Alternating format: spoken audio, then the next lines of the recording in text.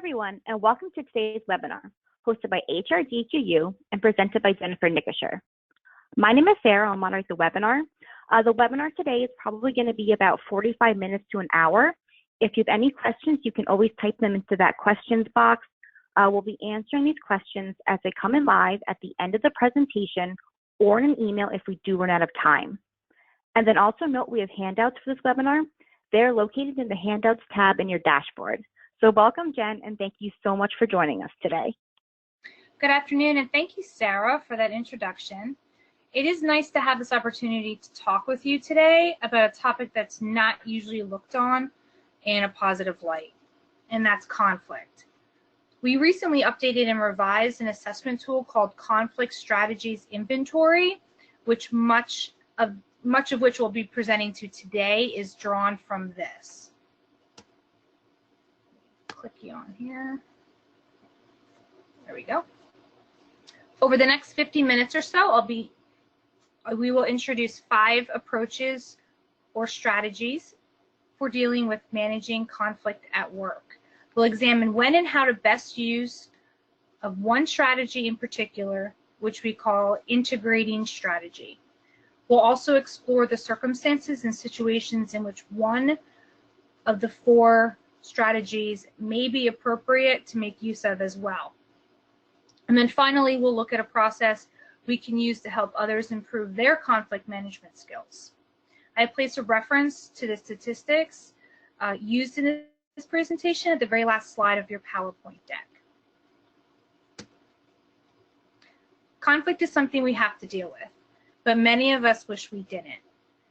When we do encounter conflict, some of us shy away from it. Others grab it by the horns. It can make us feel uncomfortable. Our personalities can dictate how we respond to it, and some people seem to be better at it, handling it than others. So people understandably can develop an aversion to conflict. And organizations too have come to look upon conflict in an unfavorable light. The traditional view of conflict is that it's a productivity drainer, right up there with other notable productivity killers like absenteeism. But unlike absenteeism, which can be easily measured, conflict and its effects on retention, engagement, stress, productivity, and performance is not easily understood. But there are studies that have been carried out to help us quantify the cost of conflict at work. And one of these studies was done in 2008, and it revealed that workers devote almost 3 hours a week of their time dealing with conflict, which seems like a lot. Put another way, this equates to approximately 385 million working days. Now, as we'll see, some spent dealing with conflict is not necessarily lost time, but clearly some percentage of this number does represent the loss of productivity. The majority of employees will experience conflict within their own team or between other teams or departments on a regular basis. As many as 81% of employees experience conflict at work, according to one study. So prevalent is conflict in the workplace that it seems the only way to guarantee that you don't have conflict is to avoid people altogether. And in most situations and scenarios, that's just not possible. As employees engage in conflict, supervisors are required to manage and mediate between the parties in conflict. One study that was done in 2005 revealed managers devote as much as 2 days a week to resolving conflict of one sort or another. With all this time spent on conflict, what does this mean in the workplace? Let me ask you a question. Did you wake up this morning hoping that you'll experience some kind of conflict today? Probably not, and for good reason. There are some genuinely negative outcomes that flow from conflict, especially when it's ill-managed or not addressed at all. Consider these outcomes. I put trust at the top of this list as it's the foundation to a healthy working relationship. Conflict can easily unravel the trust people have in each other or in the organization that they work with. People also feel less inclined to cooperate when they are in conflict with others. And when taken to extremes, conflict can lead to increased stress and all that's associated with the negative effects that that can bring. Conflict can also lead to delays, missed deadlines, poor decision, and misuse of resources. And if it becomes too intense, conflict can cause people to seek alternative employment. So you're going to be looking for another job because you have conflict in your workplace. So that's not a good thing. So what's missing from this list? Now is a good time for you guys to use your chat window and share with us some other negative outcomes and negative consequences that you feel conflict can have for you personally at work.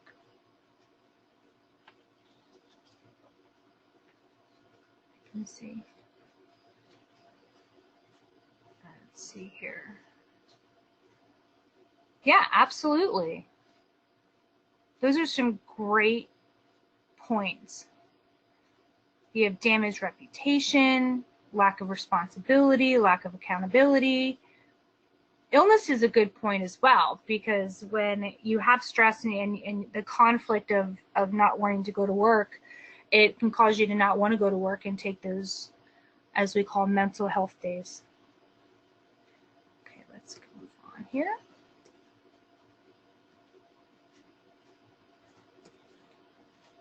There we go. Nope, there we go. Sorry about that. Okay. It is clear that conflict is natural and it's an inevitable part of our lives. Whether we like it or not, we all have to deal with it at some point or another.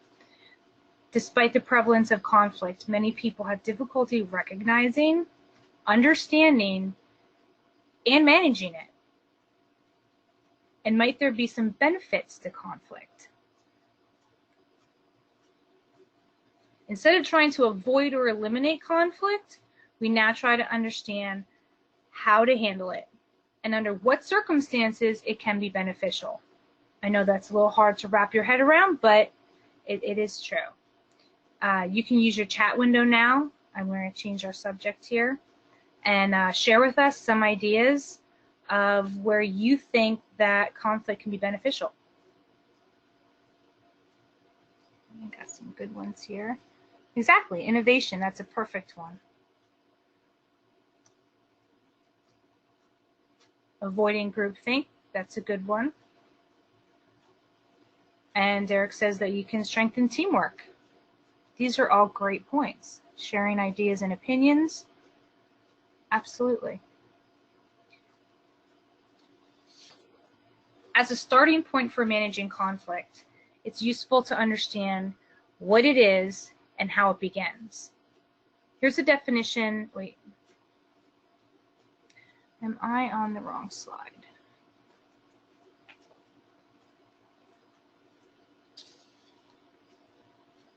I am. I apologize. I'm on the wrong. There we go.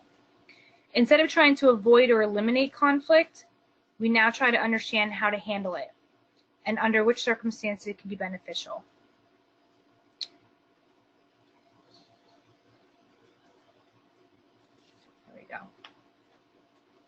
As a starting point, here we go. For managing conflict, it's useful to understand what it is and how it begins. Here's a definition of conflict that we use.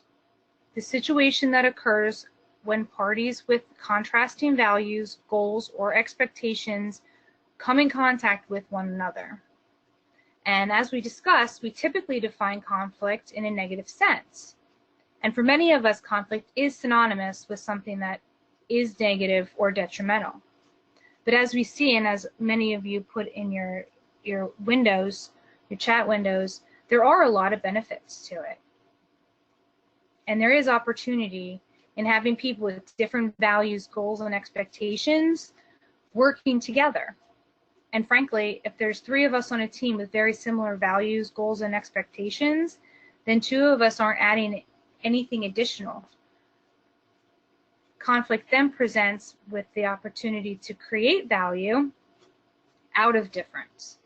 And when viewed through this lens, it becomes a powerful source of creativity and innovation, as many of you put in your chat windows as well.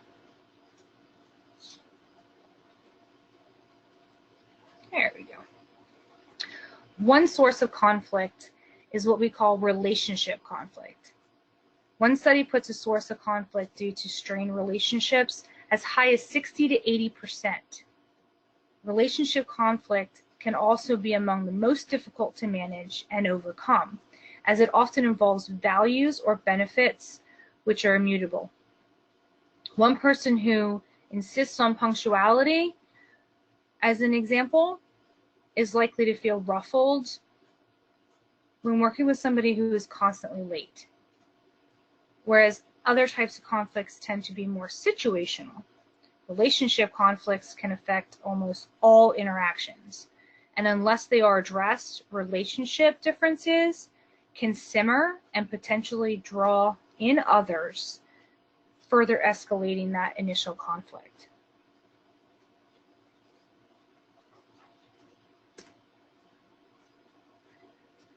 The other source of conflict is workflow conflict. This comprises two slightly different types: task conflict, which is conflict of priorities, and process conflict, which is conflict or differences in how things are done. Task conflicts arise over competing priorities, goals, or differencing in views where resources should be used. When organizational goals cascade to the level of a team or an individual, that is not uncommon for tasks or priorities to come into conflict. Task conflicts can be particularly prevalent in organizations where things change quickly. Only constant is change, right? Process conflict is a different form of conflict. It can be as much about ideas as anything else. The marketing manager might favor a print campaign to launch a new product, whereas the sales manager prefers a series of launch events.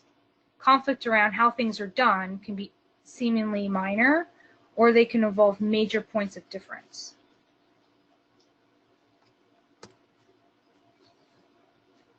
Take a look at these three types of conflicts. Do you find there is one that you experience more often at work? The relationship conflict, where parties have interpersonal incompatibilities. The task conflict, where parties disagree about a task to be performed. Or a process conflict, parties disagree about how a task should be completed.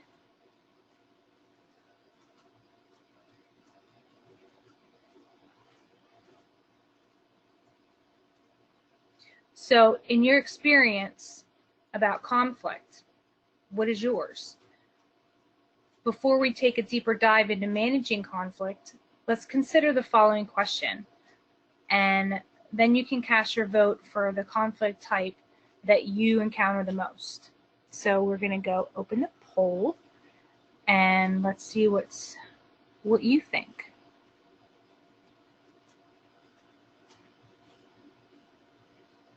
Let me open this up. Here we go. Oh, look at that. The majority of you already, more than half of you, feel that relationship conflicts are the most. We got process in tight second place.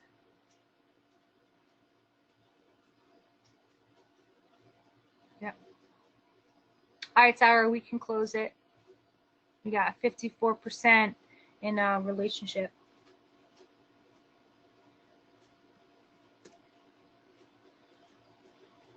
Okay.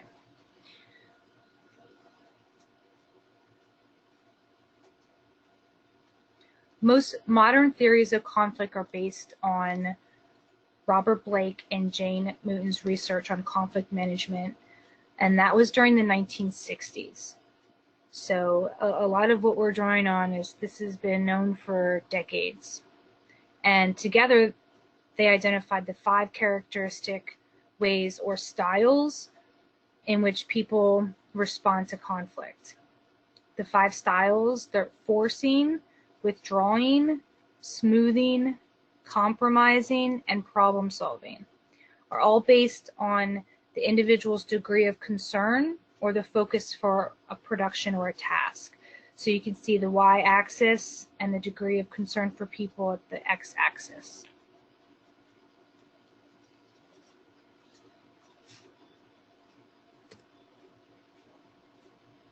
So HRDQ's conflict strategies model is a modified version of Blake and Mooton's conflict grid. So here we use the term competing rather than forcing, and avoiding rather than withdrawing. And we felt that these were softer terms to use for development purposes. And we renamed problem solving to integrating, which we felt had more descriptive term for the behaviors involved. Smoothing and compromising, as you can see, remain unchanged.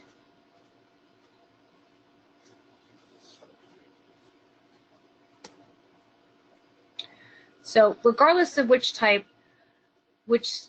style people use to respond to conflict, they will go through 2 stages to every conflict encounter. In stage 1, 2 parties realize that their goals are incompatible. For instance, if one party wants to spend less on a project while the other party wants to excessively spend on high quality deliverables, then they decide how to handle these differences and the strategy decision, which leads to stage 2, where their goals are either met or unmet.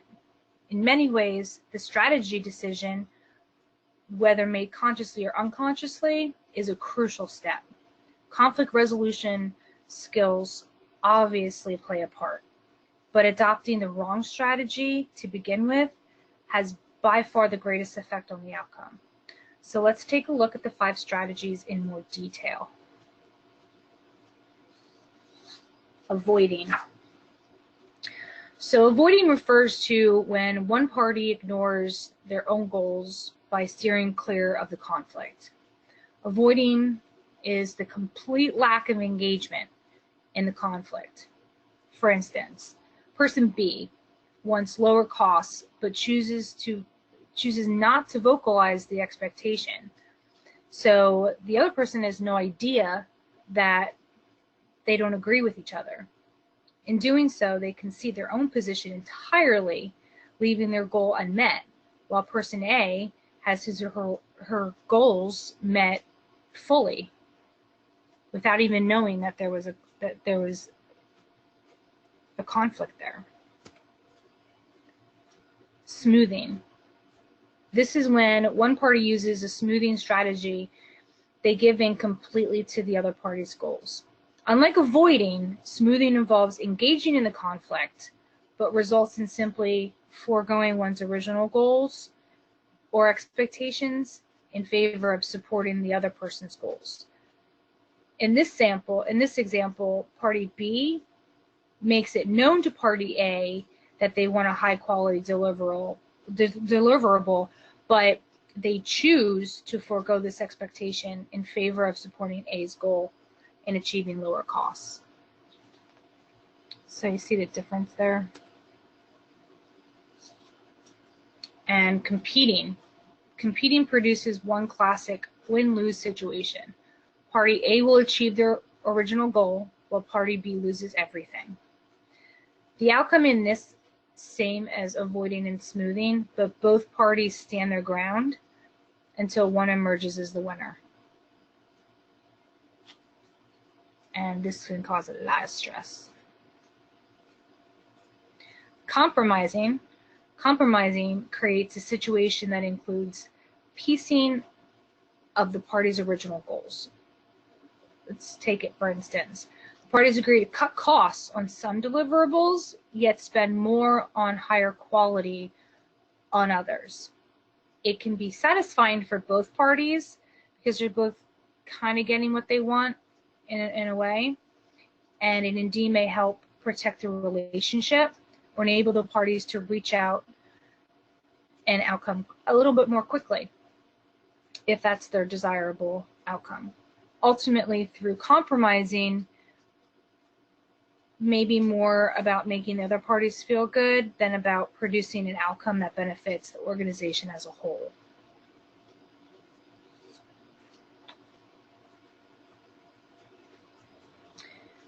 And then we get to integrating.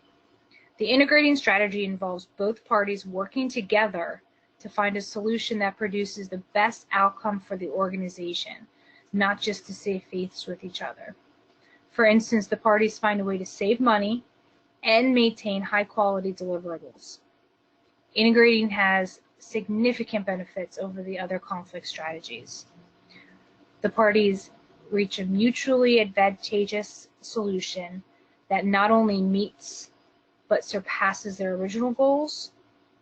Their solution has a long-term focus and benefits the organization as a whole. And by resolving the conflict in a positive, collaborative manner, the parties maintain a strong relationship and set a tone for future issues that might be handled in a similar way. So it might seem like integrating is the prescribed cure-all for conflict situations. However, is that really the case? Should integrating always be your go-to method for conflict resolution?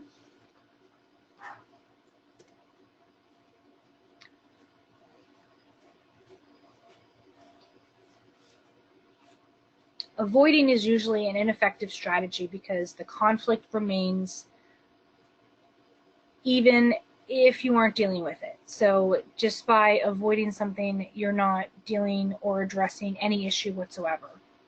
However, it's likely there are some situations which the conflict is trivial or can't be resolved. So avoiding can help prevent unnecessary problems. The smoothing strategy can create the impression that the smoother is easily persuaded, and in the long run their ideas might not be taken seriously. However, smoothing can sometimes be the key strategy to use in order to move beyond the conflict at hand to discuss other issues. A small loss today in favor of a bigger gain tomorrow.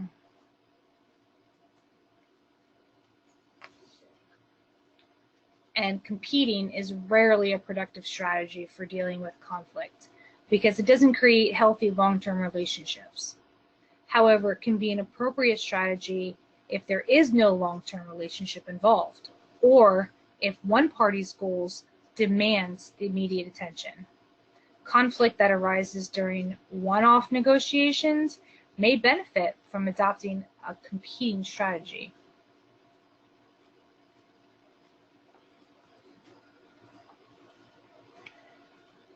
And when to use the compromising strategy.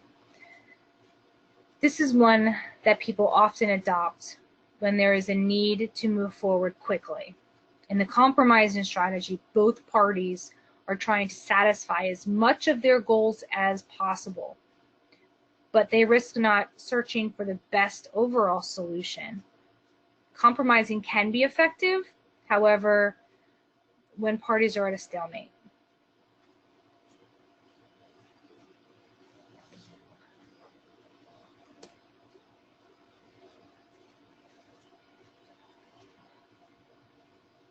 Although each of these 5 strategies is appropriate in different situations, research indicates that in general, integrating is the most beneficial strategy because it focuses on the problem solving and collaboration. It also is an effective strategy for dealing with conflict because it frames the conflict in terms of what is best for the organization and protects the parties' relationships. It is challenging, though, because it can take some time to find the best solutions to emerge.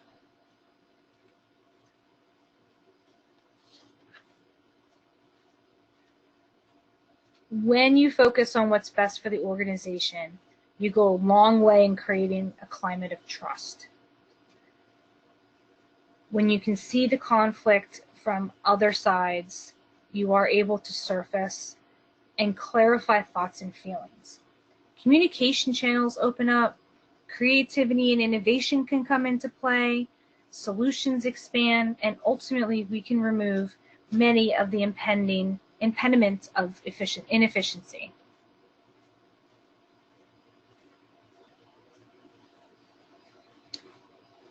And so how do we begin?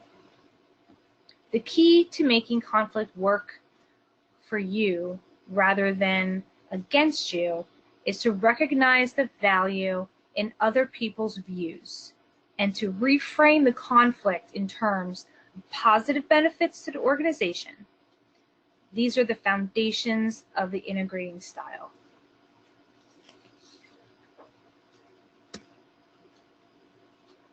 Here are some pointers for making the integration strategy work for you. Begin by open and honest about your goal or expectation. Invite the other party to do the same. Look at the big picture.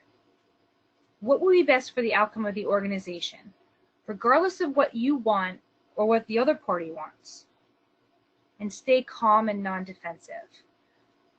Doing so will likely inspire the other party to adopt a similar mindset and set the stage for problem solving and collaboration. Ask questions to make sure that you are fully understanding of what the other party's goals and values are. And put yourself in the other party's shoes. Try to view the conflict from their perspective. And then reframe the conflict as an opportunity to improve something, be it a process, a structure, or a relationship. Similarly, we view the other party as a partner in a problem-solving manner rather than an adversary.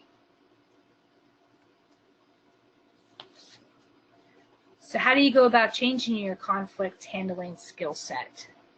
A useful first step is to identify your conflict management style. An assessment tool, we will put a mirror on your conflict behaviors and help you better understand how you typically respond in conflict situations. There are a number of assessment tools on the market to help you identify your conflict style. And HRDQ developed conflict strategies inventory for just this purpose. But there are other tools available as well.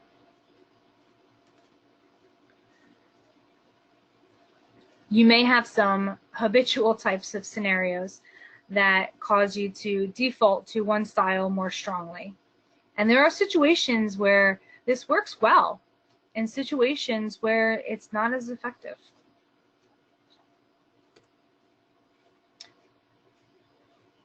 Another useful technique is to make a list of your common conflict situations or types you encounter at work. Then you can identify which conflict strategy is most likely to result in an optimal outcome. As you review this list, it will become apparent where your default strategies lie and if they're likely to be less effective. This leads to the next developmental step. What can you do differently? Identifying changes to your conflict management approach is a major step in becoming more adept at managing conflict.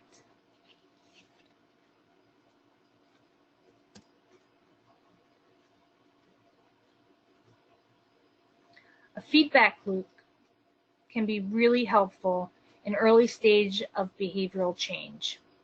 Seeking input from other parties, as well as observation from your peers, from your colleagues, be extremely helpful in both to not only supporting the efforts to change and to quantify the process that you are making. So let's look at some potential real life situations and see how you would handle it. So this is a conflict situation, and I will go ahead and read this out loud and see what our situation is. You and Larry are old friends. You both started working at this company right out of school, and you have moved up the ranks at a relatively even rate. You in research and he in marketing. Larry was assigned to work with your department on a 4-month project because of a recent downsizing and restructuring of departments. You told your coworkers what a great guy Larry is, and they had looked forward to meeting him. After 2 weeks on the project, your coworkers approached you with complaints about Larry.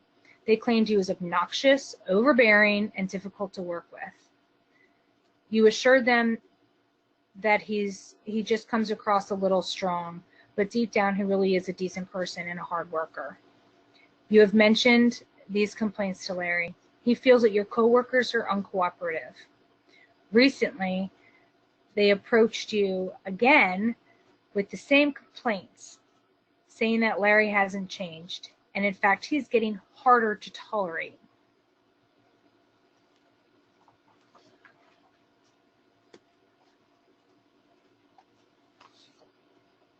So, which one would you choose? How would you handle the conflict?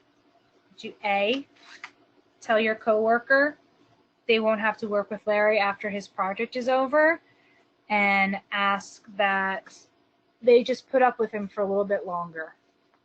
B, keep yourself out of the middle of this problem. You don't want to damage your friendship with Larry or hurt your working relationship with the department.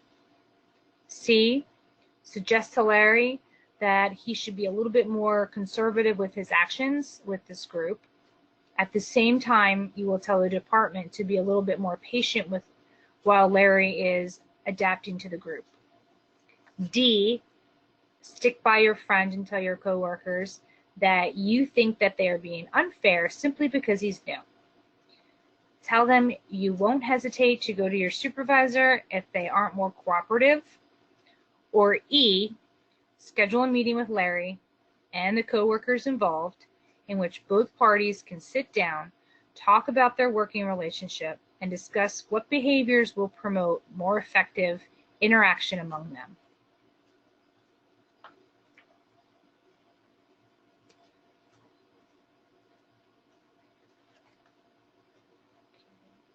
So, which one? Wait, let's go back here 1 second here before I go to that next slide.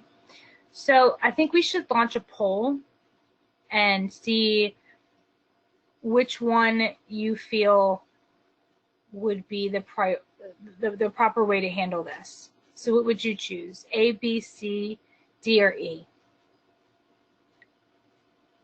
We ready, Sarah? Yeah, Jen, I think they're actually just chatting into their chat box for this one. So just attendees, go ahead. Oh, I'm sorry. Yeah, there's no poll. No, no worries. There we go.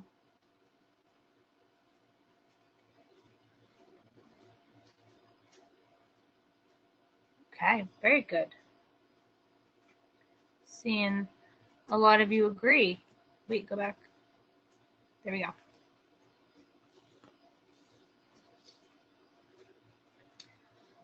So let's take a look at what these equate to. So smoothing. This would be fine if your only concern was for future projects, but it ignores the current project. Even if the rest of the department would agree to pretend that the problem doesn't really exist, it is there. It really is still affecting your productivity. And B is avoiding. The reasons given not for getting involved in this problem are the exact reasons you should be involved in the problem. If you turn your back on this conflict, you could damage your friendship, and there's a good chance you will drastically hurt your working relationship. You are the common ground between these two sides of the conflict. C, compromising. When you decide to address a conflict by speaking to the parties separately, the problem of their lack of communication isn't resolved. It hasn't been addressed. The conflict in this situation centers you around the interaction between Larry and the group. competing, sticking by your friend might be a good idea in a non-working relationship situation, but it is not good choice in a conflict between your department and another employee who also happens to be your friend. Someone is going to win and someone is going to lose. And rarely the best way to solve conflict and put yourself in the middle there for that. And integrating. This solution brings both parties together. They decide to collectively discuss what will be the best for everyone that's involved. By bringing the conflict out into the open, the individuals are given a chance to express what they see as a problem, and it is critical that Larry and your coworkers solve this problem in an interactive manner. Get everybody to talk. So this was great practice. I do believe we have time. Let's take a look here. And most of you did choose E. So I do think this was great practice. I hope everybody got a lot taken away from this. And I do believe we do have some time for some questions. All right, perfect. Thanks so much, Jen. Yes, we do have a little bit time for some questions. So attendees, go ahead, shoot those into the questions or chat box right now. And while we wait for some of those questions to kind of filter in, that slide right there, that's the foundation of today's webinar. It's Complex Strategies Inventory. And we're also running a promotion on it for about 2 weeks. So go ahead, use that coupon code in that slide right there. If you have any more questions, go over to HRDQstore.com. So, all right, Jen, they're flowing in now. So let's see. The first one coming from Mike, and he wants to know, how do I persuade others that conflict can be a positive impact in the workplace? Oh, that's a great question. Thank you, Mike. I might start by suggesting that you see there's an International Journal of Conflict Management. It's a great resource only because they have a ton of research on the topic of conflict and how prevalent it is and how certain types of conflict are more prevalent in the workplace. In our research that we've done on the topic, we've uncovered that a certain amount of conflict is healthy for an organization, and that it is useful to cite this research because not only as a part of your efforts to persuade that person or others, because it gives you a little backing that you aren't just telling them that this is going to work because you say so, but you're citing others that have done research on the topic. For example, we found that the intergroup and the interpersonal differences present in an organization that breed conflict also produce debate, alternative solutions, and creative ideas and change. So we have found that a moderate amount of time managing conflict in a constructive manner is essential in the workplace for attaining and maintaining optimal levels of performance. Now, I hope that helps. All right, perfect. Thank you, Jen. Next, let's see. Next question is coming from Susan. Can you provide additional examples of process-related conflict? Oh, yes. Yes, I think I can. I think accountability is a process-related conflict. That's pretty big one. Not only not knowing who is ultimately accountable for things can throw us in particular issues into who's responsible for certain tasks. So accountability and responsibility, I feel are quite big ones. Also, I think that uneven workloads are quite a frequent source of process-related conflict as well, and happens in many organizations, especially as you downsize and people are really doing 2-3 people's jobs while other people aren't doing a fraction of their job. And that brings a level of tension into play that might otherwise not be there. So I think accountability, responsibility, and uneven workflow are, I think, the two good examples of the process-related conflict. Okay, perfect. Next question is coming from Josh.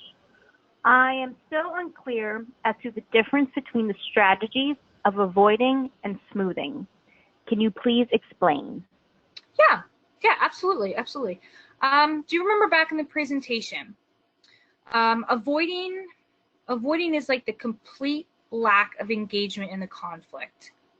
The person who you have been in conflict with doesn't even know that you had any expectation because you don't vocalize it and you don't make that expectation known. You simply retire to a safe distance. It's sometimes this is a good thing because not all conflict is worth engaging in, but the avoiding is the complete lack of engagement. Whereas smoothing is being involved in a conflict and giving up your position where it stands. So, and sometimes you might give up that position for political reasons. I like to say with my kids, it's I choose my battles. You may decide I'll lose this one today, but then it keeps me in the game and might help me meet some expectations further down the line. So one is complete lack of engagement, while the other one is a choice not to be involved. I hope that helps. All right, perfect. Thank you. Now we're getting to about 2:45, so we are going to have just time for one more question. And that question is coming from Julianne. How do you handle conflicts that are with the same person and are competitive based? Okay, that's a good one. My daughter's name is Julianne. Lovely. Well, many conflicts appear to be competitive based anyway, but I would go back to the list that we showed on how to become more adept at integrating, and that is to start out by articulating what each of your particular goals are and listening to the other person and trying to identify what's the big picture, like where it seems in a conflict situation that you are shooting for personal goals, and it helps to elevate the conversation above that and to consider more about what's best for the organization. So take yourself out of it. So put aside what you want and what I want, and consider how does this benefit the organization if we do X, Y, and Z in a particular case. So I'd recommend going back to that part of the slideshow and reviewing how we get better at integrating, and look at that list and starting to apply those suggestions and recommendations to elevate the conversation really away from the personal and back to what's going to benefit my company or the organization as a whole. All right, perfect. Yes, wonderful. So that is all the time we do have for those live questions today. But attendees, please keep submitting those questions in. We're actually going to be putting those into a Word doc. We'll send those over to Jennifer. She'll answer those, and we'll probably send those out. They'll be posted on our blog maybe about in a week or so. So, Jen, thank you so much again. And do you just want to add any final thoughts before I just wrap up then for today? Yeah, absolutely. Thank you very much. Yes, I want to thank you all for joining me today. I think this is very misunderstood.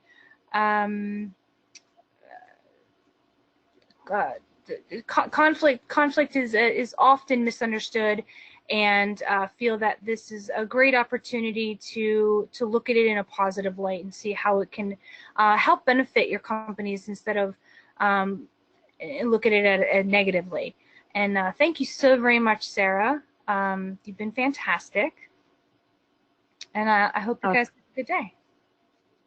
All right, perfect. Thank you so much again, Jen, and everybody on the line. We appreciate your time, and we hope you found today's webinar informative. Thanks all. Bye. Thank you.